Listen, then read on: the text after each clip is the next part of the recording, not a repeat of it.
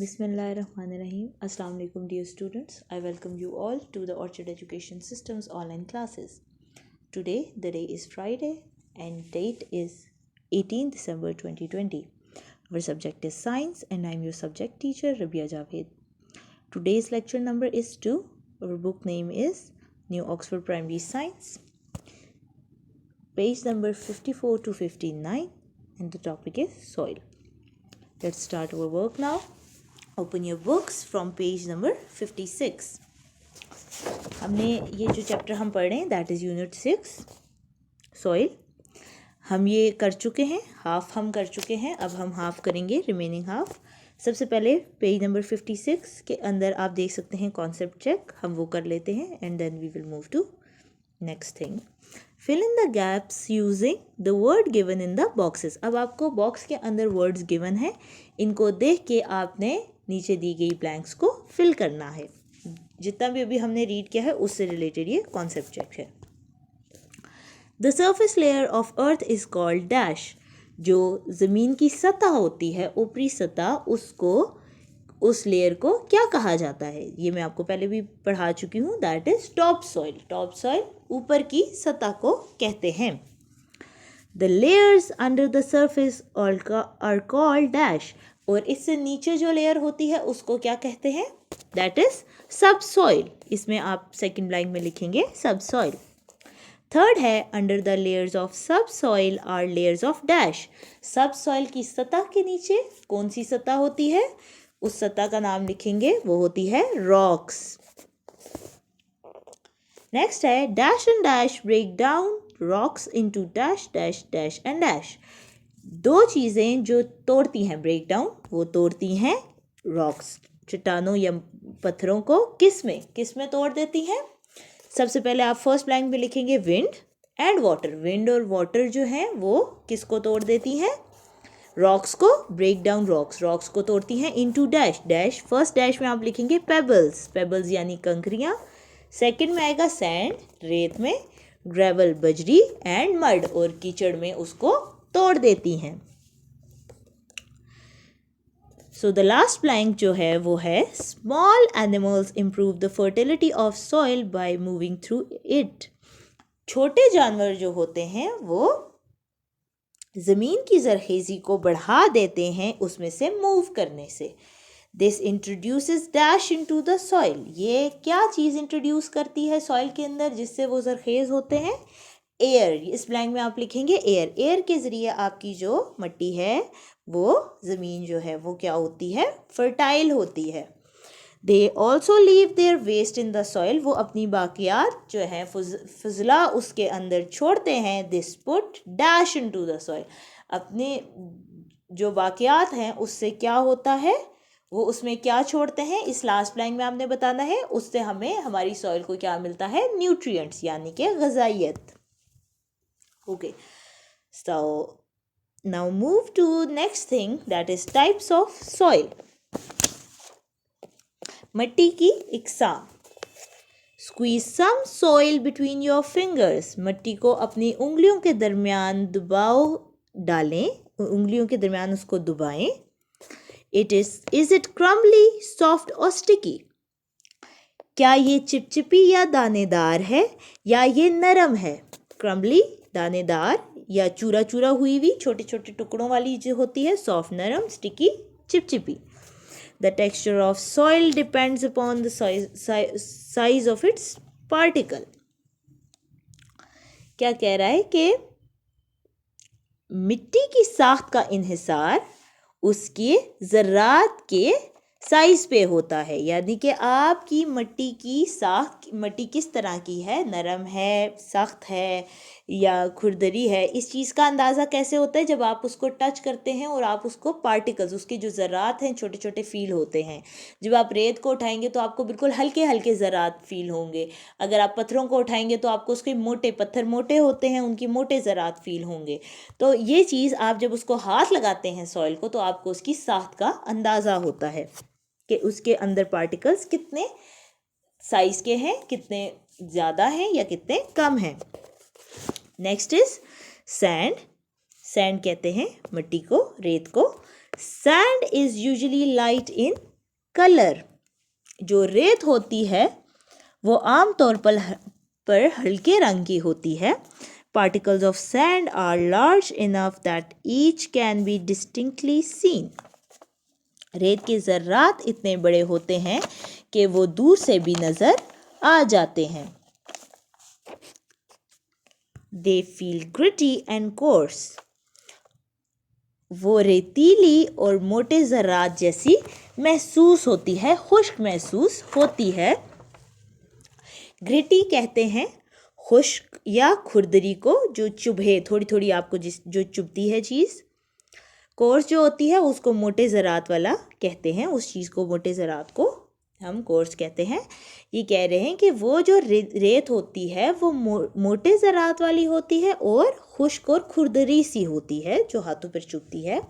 Sandy soil will generally not stick together when wet. जो रेतीली मिट्टी होती है वो जब गीली होगी, वेट का मतलब गीली होगी, तो वो एक दूसरे से नहीं चिपकती। आमतौर पे अगर आप मिट्टी को गीला करें तो वो चिपक जाती है ना। आम जो आपके घर की मिट्टी है, आप उसको अगर गीला करें तो आपको फील होगा कि या तो वो चिपचिपी हो रही है और वो आपके हाथ के साथ लग रही है और वो आपस में भी स्टिक हो जाती है, जुड़ जाती है। लेकिन जो सैंडी सॉइल होती है, यहाँ पे जिस सॉइल की हम बात कर रहे हैं, रेतीली, वो जब गीली होती है तो वो एक दूसरे से उस तरह नहीं जुड़ती। It does not hold water and nutrients, and most plant roots cannot hold on to this soil. ये पानी और ग़िज़ाइयत नहीं रखती या रख सकती, इसके अंदर पानी और ग़िज़ाइयत नहीं होती। और पौधों की जड़ें, and most plant roots cannot hold on to this roots, और पौधों की जड़ें इस ज़मीन में ठहर नहीं सकती।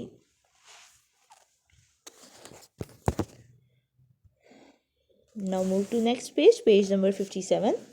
Next is silt. Silt looks like fine grains or tiny pieces of rock. Silt देखने में दानेदार होती है और छोटे पत्थरों के टुकड़ों जैसी, छोटे छोटे जो पत्थरों के टुकड़े होते हैं उन जैसी दिखती है। ग्रेन्स, थोड़ी थोड़ी दाने वाली, ग्रेन्स जिसमें दाने होते हैं, जैसी होती है। It does not feel rough और ग्रिटी। ये रफ या खुरदरी या सख्त सी नहीं दिखती, but has a smooth texture. लेकिन इसकी साख्त होती है वो बहुत नरम सी होती है, ये नरम सी मिट्टी होती है। लाइक फ्लोर, जैसे आटा होता है, जैसे आपके घर में आप लोगों ने आटा देखा होगा, उस जैसी ये सिल्ट होती है। Due to its smaller particles, इसके छोटे ज़र्रात की वजह से, it can retain more water than soil, इसके छोटे छोटे ज़र्रात की वजह से it can retain more water than sand, ये ज़्यादा पानी अपने अंदर रख सकती है मिट्टी के बजाय। मिट्टी के बजाय ये अपने अंदर ज़्यादा पानी रख सकती है।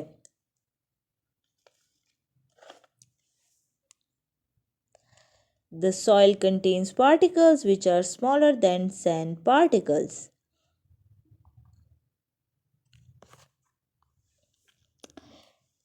This soil contains particles which are smaller than sand particles.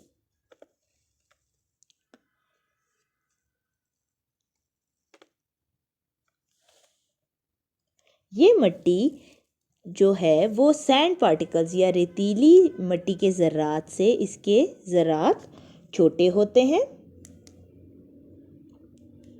और जो चिकनी मिट्टी, क्ले पार्टिकल्स, चिकनी मिट्टी होती है, उससे उसके ज़र्रात बड़े होते हैं।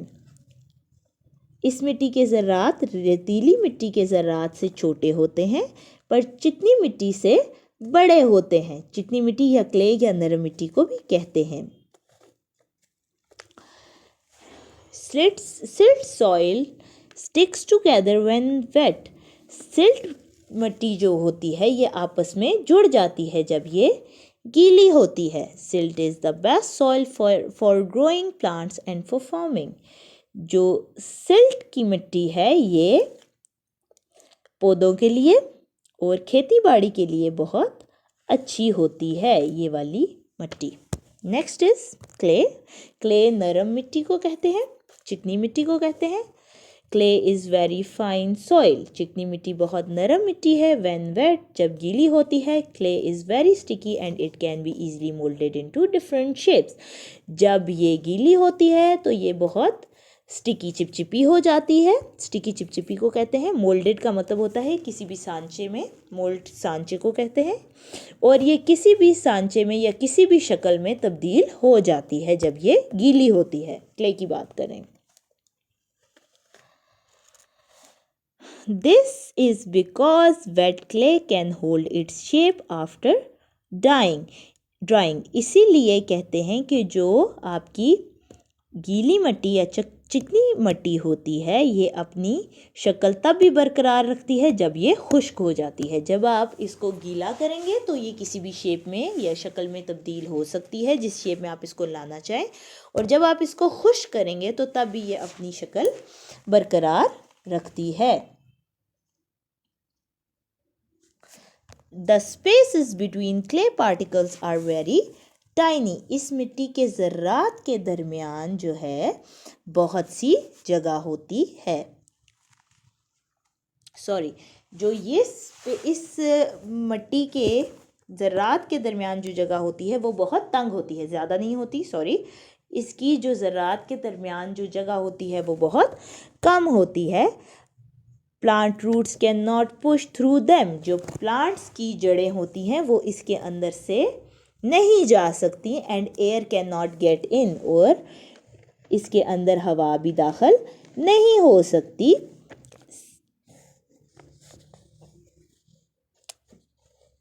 Since most bacteria and insects need oxygen to breathe, they cannot live in clay. इसी तरह बहुत से बैक्टीरिया और जानवर जिनको ऑक्सीजन चाहिए होती है वो इस क्ले के अंदर ज़िंदा नहीं रह सकते, क्योंकि आपको ज़िंदा रहने के लिए क्या चाहिए? ऑक्सीजन, और इसके अंदर ऑक्सीजन नहीं होता इस क्ले के अंदर।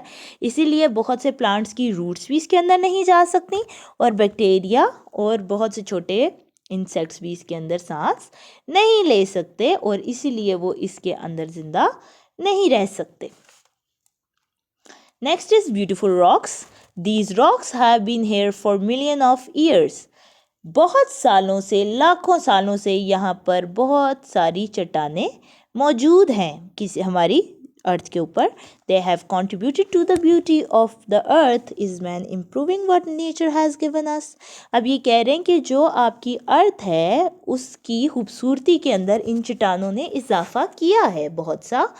तो क्या आपको लगता है, इन्होंने आखिर पे एक सवाल पे यहाँ पे चैप्टर एंड किया है कि क्या आपको भी लगता है कि आप या इंसान या आदमी जो भी हैं यहाँ पे वो इसकी कुदरत को बढ़ा रहे हैं, इसमें इजाफा कर रहे हैं? ये आप जो है आप अपने घर में या जिससे भी आप पढ़ते हैं आप डिस्कस करें एंड इसको समझने की कोशिश करें। ये आपके लिए असाइनमेंट है, ये आपने खुद करनी है क्योंकि चैप्टर हम पढ़ चुके हैं और अब ये सारा कॉन्सेप्ट है। आपको क्या लगता है कि क्या मैन इम्प्रूव कर रहा है? ये बहुत ईजी बात है, ये आपको भी पता होनी चाहिए कि क्या हम इसकी खूबसूरती में इजाफा कर रहे हैं या नहीं। अब ये जो ऊपर बॉक्स रह गया था, look at it, environment watch. Environment watch के अंदर हम पढ़ेंगे फ्लड्स के बारे में। In July 2010, heavy monsoon rains caused massive flooding in Pakistan. जुलाई 2010 में मानसून की बहुत तेज़ बारिशों की वजह से पाकिस्तान में बहुत बड़े बड़े सैलाब आए, बहुत सी फ्लडिंग हुई। सैलाब, फ्लड्स कहते हैं सैलाब को। That affected almost all of the country, जिसने तकरीबन तमाम ही मुल्क को, पूरे पाकिस्तान को जो है असरअंदाज किया। Fertile farm land was destroyed by the flood water and rain water, जो सैलाब का पानी था और जो हमारी बारिश का पानी था उसने ज़मीन को बहुत ज़्यादा असरअंदाज किया। Fertile farm land was destroyed by the flood waters and rains, और हमारी जो ज़रखेज़ ज़मीन थी, खेती बाड़ी की ज़मीन थी, वो इससे बहुत ज़्यादा असरअंदाज हुई। When flood water subside, the land is not the same. Subside होता है जब साइड पे हो गया या अंदर चला गया, ख़त्म हो गया। और जब ये पानी बैठा तो ज़मीन एक सी नहीं रही थी, बल्कि इसकी The rich topsoil vanishes and sediment covers the surface. It takes years for the soil to become enriched again. तो वो कह रहे हैं कि ऊपर की जो सतह थी वो जरखेज़ नहीं रही थी सैलाब के पानी की वजह से, और टूट कर मौसम ने इस पर ऐसा असर किया कि ये टूट कर सेडिमेंट वो होता है जिसके न्यूट्रिएंट्स ख़त्म हो गए हों जिस ज़मीन से, और वो टूट फूट गई हो ज़मीन, ठीक है। तो वो टूट फूट के मौसम के इतने असर से सेडिमेंटल बन गई थी कि वो टूट फूट गई थी और उसकी कोई भी न्यूट्रिएंट्स ग़िज़ाइयत उसके अंदर बाकी नहीं रही थी। और फिर इस ज़मीन को वापस आने के लिए बहुत सालों बाद ये अपनी ज़रखेज़ी वापस ला सकी थी। तो यहाँ पे हमारा चैप्टर एंड होता है। अब हम मूव करते हैं एक्सरसाइज पे। Choose the correct option. Choose the correct option. आपके पास MCQs गिवन है, इसमें से आपने बताना है सही वाला कौन सा है। ये पेज नंबर 58 पे है। Which type of soil feels sticky when wet? कौन सी किस्म की जो मिट्टी है वो गीली महसूस होती है या चिपचिपी महसूस होती है जब वो गीली हो जाती है? कौन सी चिपचिपी महसूस होती है जब वेट होती है? हमारे पास क्ले वो वाली मिट्टी है जब गीली होती है तो स्टिकी फील होती है, चिपचिपी फील होती है। The texture of soil depends on, जो आपकी मिट्टी है उसकी साख्त किस चीज़ पे डिपेंड करती है? Moisture in the water, moisture in the air, हवा में कितनी नमी है उस पे, सॉइल के रंग पे, the mineral content in it, के इसमें कितने मादनियात हैं, या फिर the size of its particle. The D is the correct one, the size of its particle. इसके अंदर मौजूद ज़रात के साइज़ पे आपकी सॉइल की टेक्सचर मुश्तमिल होती है। Which one of the following soil has the largest grains and feels rough. Next है कि इनमें से कौन सी जो मिट्टी है उसके बहुत ज़्यादा ज़र्रात हैं, ग्रेन्स हैं, और वो खुरदरी महसूस होती है। तो इसका आंसर है सी, सैंड। जो सैंड है उसके सबसे बड़े और दानेदार उसके जो हैं उसके अंदर बहुत से दाने होते हैं, दानों वाली महसूस होती है और रफ फील होती है। What is sediment? Sediment क्या है? Water flowing into the sea, पानी समुद्र में बहने को हम sediment कहते हैं। A type of rock that is eroded by the sea, इस टाइप की रॉक जो सी में जो है वो गल सड़ गई है। Crops that have been flooded, ऐसी क्रॉप्स या फसलें जो फ्लड के अंदर बह गई हैं। या last, small pieces of rock and soil that are carried along and deposited by river. The D one is the correct one, कि स्मॉल पीसेज ऑफ रॉक्स छोटे छोटे छोटी छोटी मिट्टी और रॉक पत्थरों को पीसेस को कहते हैं, जो कि बाद में किसके साथ मिल जाती है? रिवर के किनारों पर जाकर उस ठहर जाती है, उसको सेडिमेंट कहते हैं। The best soil for growing a plant is, best soil कौन सी होती है जिसमें हम प्लांट को ग्रो कर सकते हैं? दैट इज सिल्ट, वो सिल्ट होती है। Now next question is right true and false of the following. हमने ट्रू फॉल्स लिखने हैं इसमें। So number 1 is the top soil contains solid rocks, जो ऊपर की सतह होती है वो सॉलिड रॉक्स, उसके अंदर सख्त किस्म की चट्टानें होती हैं। सॉइल रॉक्स, टॉप सॉइल पे तो रॉक्स नहीं होते, that's false. Second, the second layer of the soil is known as the bed rock, जो सेकेंड लेयर होती है सॉइल की वो बेड रॉक कहलाती है, नहीं बल्कि वो सब सॉइल कहलाती है। The texture of silt is smooth and silkie, जो सिल्ट होती है वो स्मूथ और सिल्की होती है। ट्रू, इसका आंसर ट्रू है क्योंकि ये स्मूथ होती है, सॉफ्ट होती है, सिल्की होती है। Living organism destroy the soils quality, living organism soil की क्वालिटी को ख़त्म कर देते हैं, तबाह करते हैं, नहीं ये गलत है, that is false. Silt is the best soil for growing plants, silt best है प्लांट्स के लिए।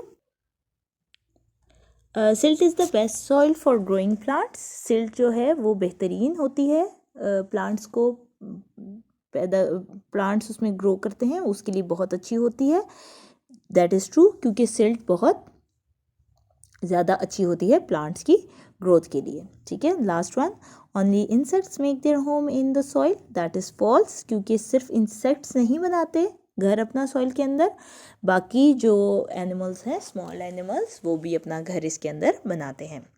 That's all for today. अब हम नेक्स्ट जो ब्लैंक्स और एक्सरसाइजेज हैं वो हम इंशाल्लाह नेक्स्ट लेक्चर में करेंगे। तो इस वाले पोर्शन को आप कवर कर लें। इंशाल्लाह हम नेक्स्ट लेक्चर में मिलते हैं। Take care. अल्लाह हाफिज़।